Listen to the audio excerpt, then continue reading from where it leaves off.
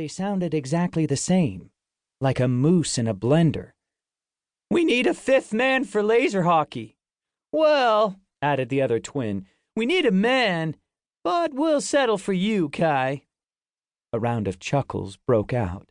I heard my kid brother Bonner say, "Nice one." "Butt kisser," I muttered under my breath. And to think Bonner used to look up to me. For a while there, he'd even copied the way I made my bunk every morning, tucking in the corners to create a tight, crisp edge. That was before he'd sprouted 4 inches over the summer and decided sports and girls were cooler than tidiness and science.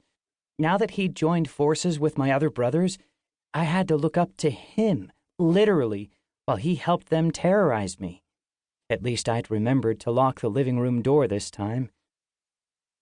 With a sigh, I turned up the simulator volume.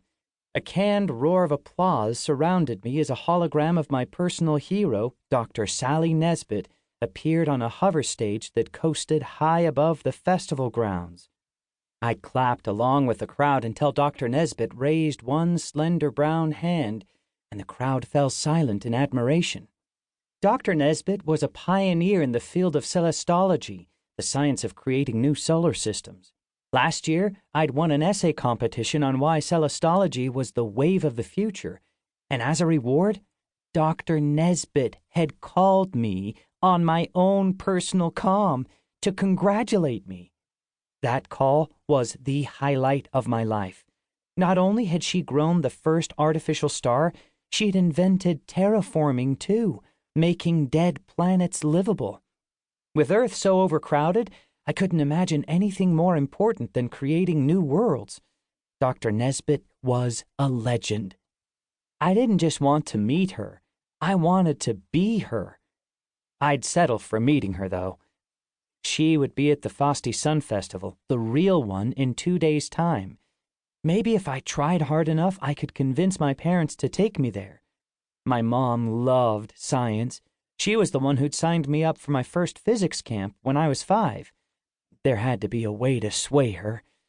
But how? Fists pounded on the door again. "Ugh," I groaned, pausing the simulation. "Take a hint and go away!" "Come out of your cave, loser," Duke shouted. "We can't play with 4 people. We need 5 to make a team." "That's not my problem," I told him, mostly because there was a closed door between us. Duke could make an elephant feel small, but he couldn't break through 2 inches of solid steel. At least, I didn't think so. "Not cool, bro," Bonner hollered.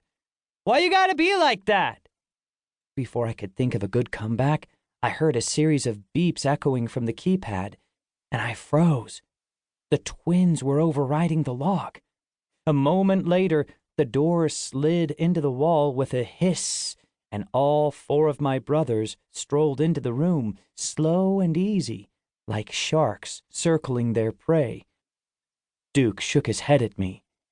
"You should have come peacefully, Kai. Now you have to pay for ditching your team." "Yeah, there's no I in team," Bonner said with his arms folded. The little traitor.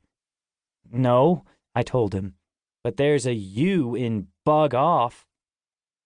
Bonner jutted his pimply chin at Dr. Nesbit's frozen hologram. "Laser hockey's more important than some lame sim. Bros before shows, man." "It's not a show."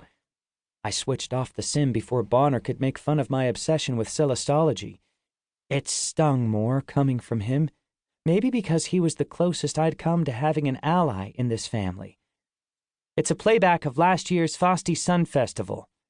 "Doesn't matter," Bonner said. "We're sick of you locking us out." "Or trying to lock us out," Ryland smirked. "There's not a switch on this ship that we can't hack." His twin Devon nodded in agreement. "You'd think Kai would have learned by now. Kind of slow for a genius, isn't he?" "True," Ryland said.